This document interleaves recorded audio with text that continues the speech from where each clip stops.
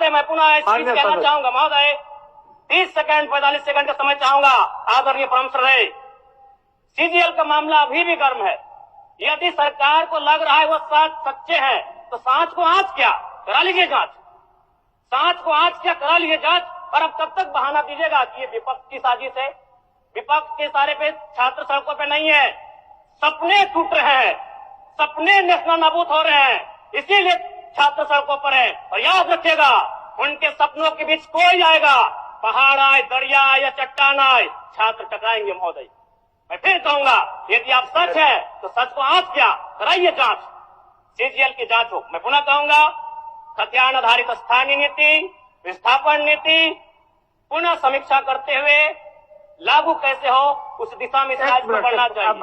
महोदय, यदि वास्तव में मैया सम्मान की राशि 2500 रुपए सम्मान है तो मैं चाहूंगा हम लोग एक सार्थक दिशा में बढ़िया महोदय।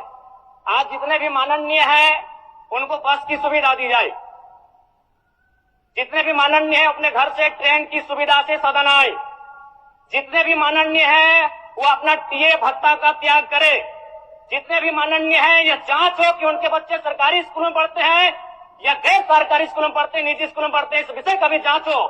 अगर उसमें अगर कसौटी में उतरते हैं हम कहेंगे ये मैया सम्मान योजना है, और नहीं तो इसे केवल और केवल जिस सपने के साथ ये राज्य अलग हुआ था वो सपना कहीं ना कहीं अधूरा होगा महोदय। 2500 रुपया सम्मान की कसौटी नहीं होगा। सम्मान तभी होता है जब समानता से आता है, समानता है तभी सम्मान है। अगर समानता नहीं है महोदय तो किस सम्मान की आप बात करते हैं? अध्यक्ष महोदय, आदरणीय मुख्यमंत्री को दोबारा बहुमत से चुनकर आने के लिए भी धन्यवाद।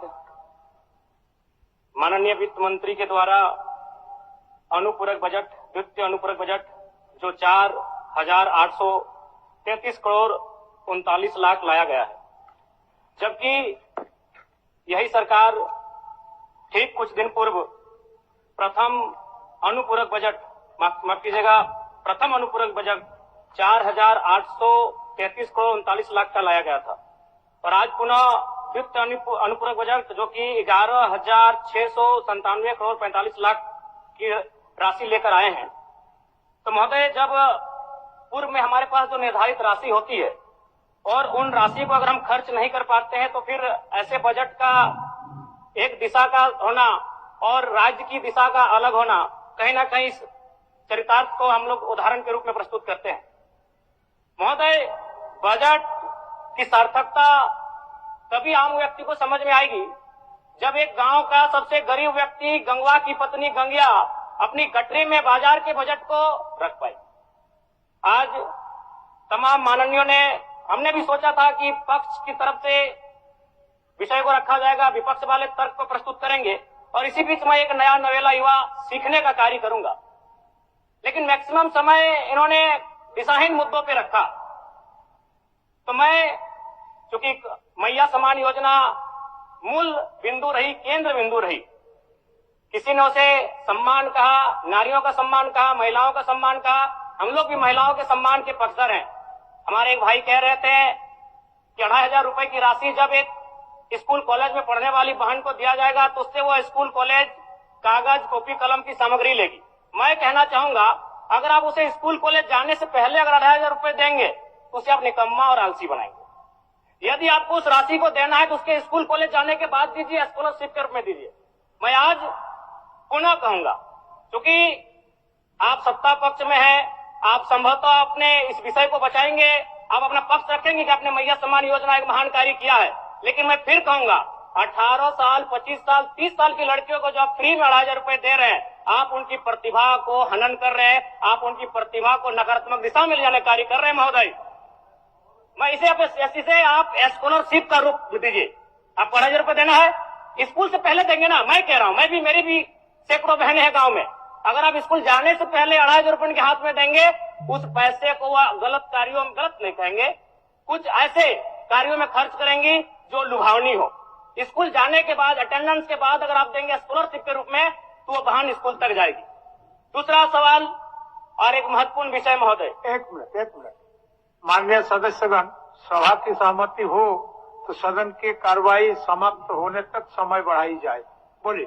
अब समाप्त करिए, बोलिए।